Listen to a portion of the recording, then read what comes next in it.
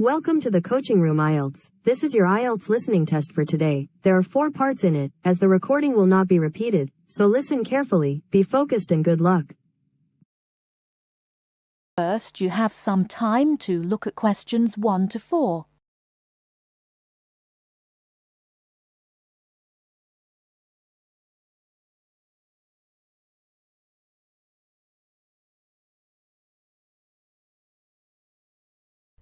Now we shall begin. You should answer the questions as you listen, because you will not hear the recording a second time. Listen carefully and answer questions 1 to 4. Global Bicycle Tours, may I help you? Yes, thank you. I'd like to sign up for a bicycle tour. Which tour were you interested in? We have the River Valley Tour coming up in June and the Mountain Tour in July. The River Valley tour is in June. I thought it was in May. It actually takes place the first week of June. Oh, I see. Well, I can still do that. The River Valley tour is the one I want. Splendid. Just let me take your information. May I have your name, please? Carla Schmidt. That's Carla with a K, not a C. Karla. Thank you, Ms. Schmidt. Address? Do you need a street address, or can I give you my post office box? A post office box is fine. It's P.O. Box 257, Manchester. Thank you. OK, next. Will you be bringing your own bicycle, or do you want to rent one from us? I'll bring my own. Excellent.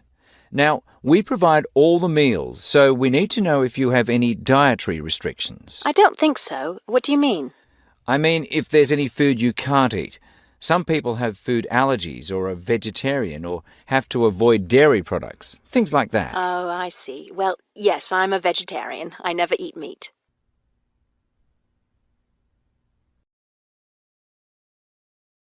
Before you hear the rest of the conversation, you have some time to look at questions 5 to 10.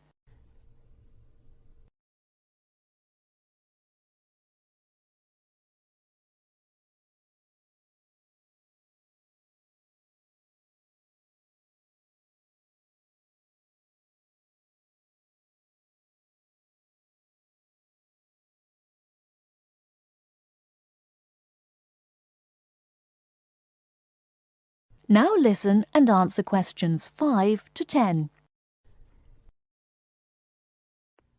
All right, I'll make a note of that.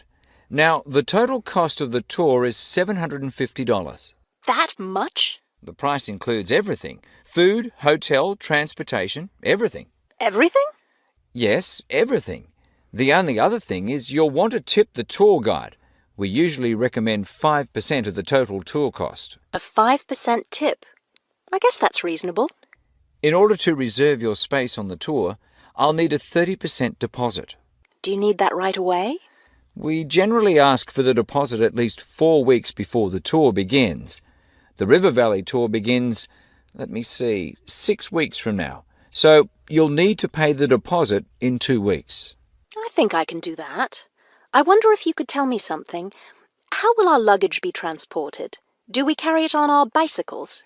No, you leave that to us. We have a van that carries your luggage from hotel to hotel each day, so you don't have to worry about it. Great. I have a luggage rack for my bike, but I guess I won't have to bring that. No, you won't. But there are a few items we recommend that you bring. We can't control the weather, so you should bring a raincoat or rain gear. Yes, that's a good idea. And I should have my own spare tire too, shouldn't I? Actually, you don't need that, as our guide always carries some. And of course, you won't need maps either, since our guide has the route all planned. What about a water bottle? I'll need that, won't I? Yes, you should definitely have a water bottle. A camera would be a good idea too, since that tour goes through some very scenic areas. I have a guidebook of that area. I wonder if I should bring it along. We don't recommend guidebooks. It would just be extra weight, and the tour guide knows a great deal about the area. Yes, I see. Is there anything else I need to know? I think we've covered the important points. I'll send you a tour brochure, and you can call again if you have any questions. Thank you very much.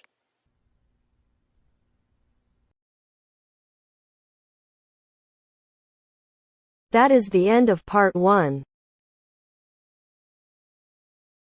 You now have half a minute to check your answers.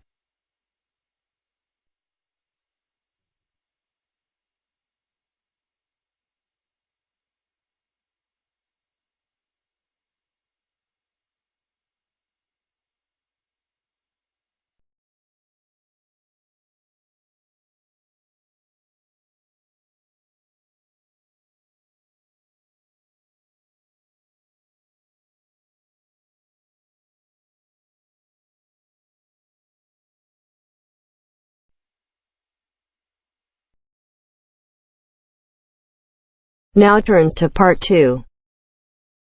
Part 2. You will hear a trainee teacher called Eve talking to her university tutor about her preparations for teaching practice. First, you have some time to look at questions 11 to 15.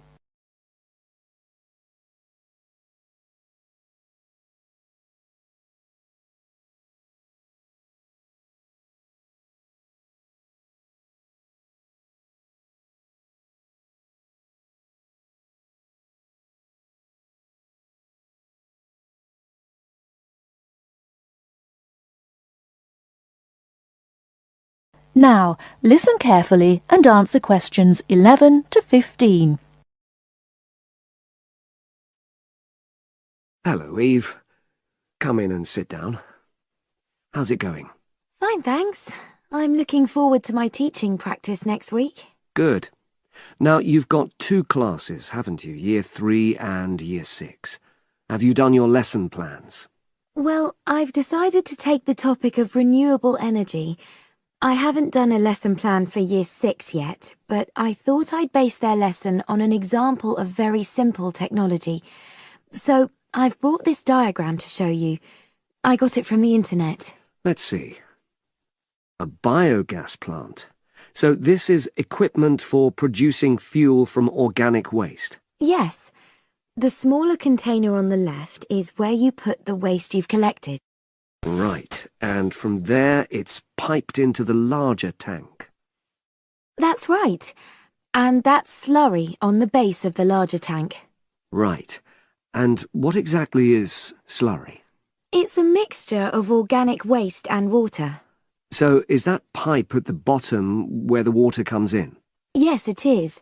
As the slurry mixture digests, it produces gas, and that rises to the top of the dome. Then, when it's needed, it can be piped off for use as fuel in homes or factories. It's very simple. I suppose there's some kind of safety valve to prevent pressure build-up? That's the overflow tank. That container on the right. As the slurry expands, some of it flows into that, and then once some of the gas has been piped off, the slurry level goes down again, and the overflow tank empties again. I see. Well, I think that's suitably simple for the age level it's for. I look forward to seeing the whole lesson plan. Thanks. And can I show you my ideas for the Year 3 lesson? Of course. Let's... Before you hear the rest of the talk, you have some time to look at questions 16 to 20.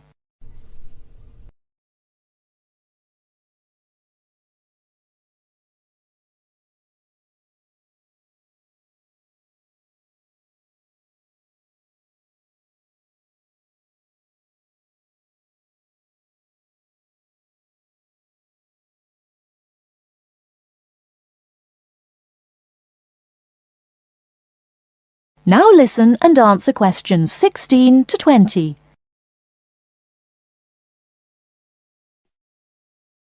I thought I'd introduce the topic by writing the word energy on the board and reinforcing the spelling and the pronunciation. Then I'll do a little mime, run on the spot or something, to convey the sense. I'd keep it brief at this stage. Yes, I will. Then I'll wipe the word off and write the question, where does energy come from?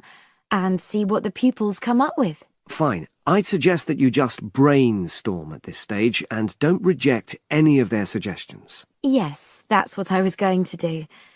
Then I've produced a set of simple statements like, energy makes cars move along the road, and energy makes our bodies grow. There are 8 altogether. Are you going to give them out as a handout or write them up on the board? First, put them up on the board, and then I'll read them out loud. And I'll get the pupils to copy them out in their notebooks. I'll also ask them to think up one more similar statement by themselves and add it to the list. Good idea. After that, I thought I'd vary things a bit by sticking some pictures up of things like the sun and plants and food and petrol and a running child. And I'll get the pupils to work out what order the pictures should come in terms of the energy chain. I think that's a very good idea. You could move the pictures around as the pupils give you directions. Yes, I think they'd enjoy that. And to finish off, I've made a gap fill exercise to give out. They'll be doing that individually, and while they're writing, I'll walk round and check their work. Good. And have you worked out the timing of all that? It'll probably take you right through to the end of the lesson. That is the end of part 2. You now have half a minute to check your answers.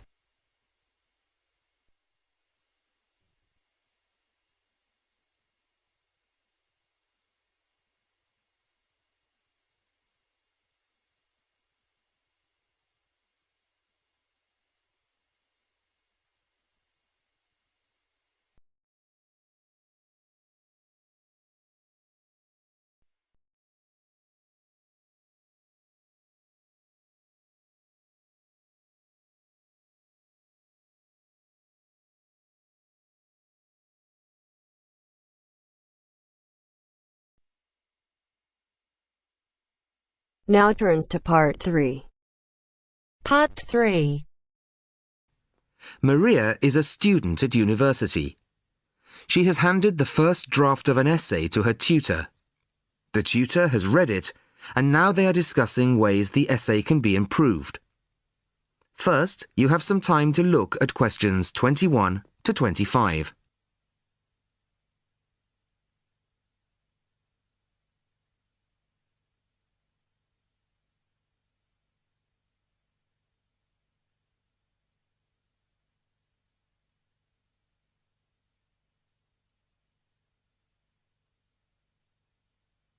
Listen carefully to the first part of the conversation and answer questions 21 to 25. Well, Maria, I have to say I was quite impressed by your essay. It's a big improvement on the last one. Really? I'm glad. I put a lot more work into this one. I really spent ages on it. And it shows. You've addressed most of the problems I pointed out last time. In particular, the style and language are much more appropriate for an academic essay. So that aspect is okay? Absolutely. If you carry on like this, you shouldn't have any significant problems in that department. That's a relief. I've been quite worried about that, although I've been reading a lot of other essays to try to get the right style. Well, I'd say you've been successful. There are just 1 or 2 minor things you could look at. Your punctuation's quite basic. It's really just full stops and commas. And parentheses. Brackets? Yes, brackets if you prefer. In academic writing, these are best used only occasionally, if at all. You use them rather too often. Okay, I see. And I'm sorry to mention it, but your spelling. I know. But I'm working on a foreign computer. The spell checker doesn't work for English. Are you sure? Have you tried changing the setting to English? No, I haven't. Well, I should see if that's possible. I haven't marked you down this time, but, well, some of my colleagues are a bit old-fashioned about spelling. I'd try to get that sorted out if I were you. Okay, I understand. I'll try to change the setting. Before you hear the rest of the conversation, you have some time to look at questions 26 to 30.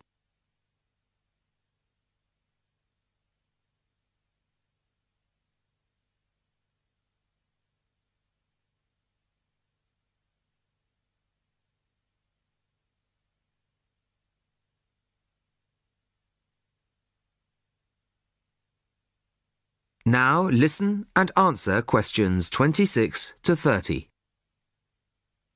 The only major problem I have with the content of your essay is the introduction. The introduction should, well, introduce the theme of the essay. You've put some of the most important points there. For example, this bit. The statistics about the growth of railways in the 1850s. That really should go in the main body of the essay. And so should this paragraph about changes in patterns of employment. In general, I'd say your introductory section should be no more than half as long as it is at the moment. Okay. And I should move those points forward? Precisely. And going back to the railways, they're one of the most significant factors for change in this period. But apart from those statistics in the introduction, you only briefly mention them. I'd like to see a lot more on that, and the influence the expansion of the railways had on patterns of social and economic behaviour. You mean how with the railways people could travel to find work and could meet people from other areas? Exactly. Then in the midsection, well, it's not a big thing, but this quotation from the Times. You think it's too long? Well, you said it. I couldn't think of a way to shorten it. Do you think it's really necessary? You mean I could just get rid of it? Yes. You've already made the point and backed it up with other evidence. The quotation's redundant, really. Okay. Well, that'll be easy. There were various other minor points, which I've noted in the margins. You can look at those later. But moving forward to the end here, I wasn't quite sure what this meant. The final paragraph? Yes. Are you saying that, on the whole, the changes of the mid-19th century tended to improve the lives of ordinary people or not? It's not very clear. It's not? No, it isn't. I'd add a few lines clarifying your position. Okay. When do you want the final draft? No, the end of term will be fine. But there was just one other thing, the bibliography. Did you really read all these books? No. Just the books you actually consulted will be fine. You don't need to include everything ever published on the subject. Right. Okay. Thanks. Bye. Goodbye.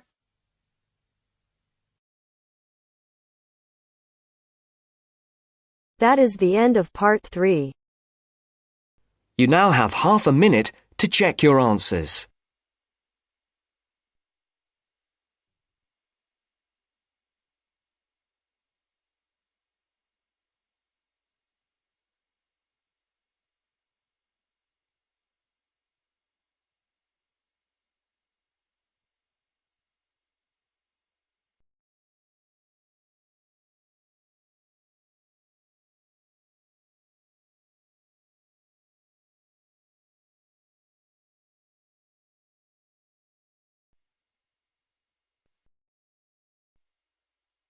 Now turns to part 4.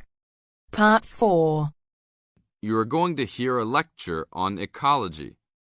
First, you have some time to look at questions 31 to 35.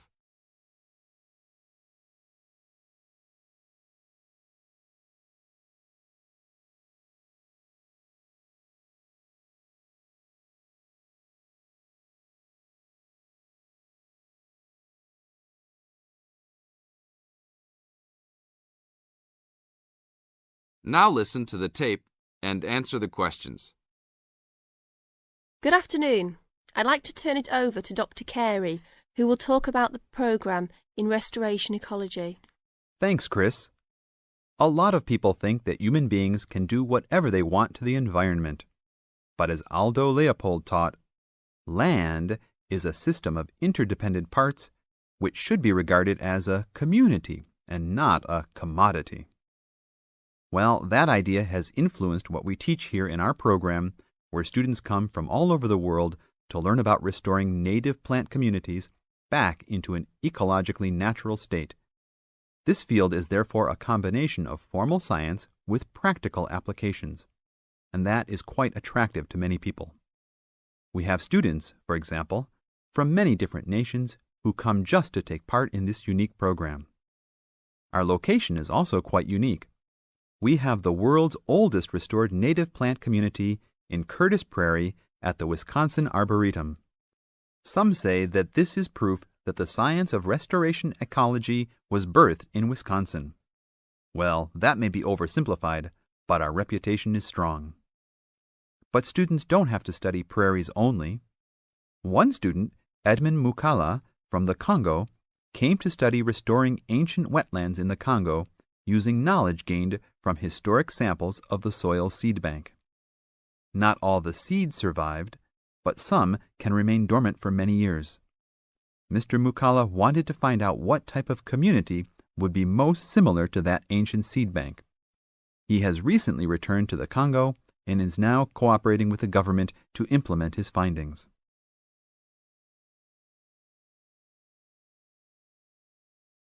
Now look at questions 36 to 40.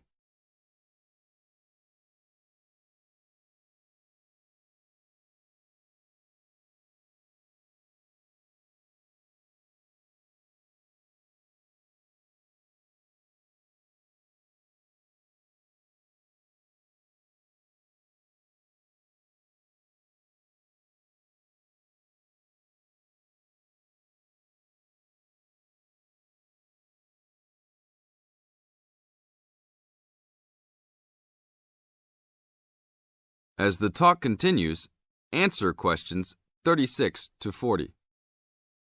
So the only prerequisite for doing research here is that it is a native plant community. That means not just prairies, but wetlands, woodlands, savannas, and other environments. We're proud of the diversity of research topics in our program. And we continue to grow. This year we have 32 new students from 8 different countries. When students first arrive, they begin rigid coursework in statistics, ecology, plant identification, and the theory of landscape change. Then they take part in internships at local conservation agencies such as the Arboretum, the Nature Conservancy, the Parks Department, and others. We find internships to be crucial in helping students apply the knowledge they have gained in the classroom. And we're proud to say that, since the beginning, we have graduated 277 students with master degrees from our programs and 122 students with PhDs. Some have gone on to bigger and better things. One graduate is now the director of the Worldwide Fund for Nature in China. Another is the director of Parks Development in California. And others now lead their own research departments in universities around the world.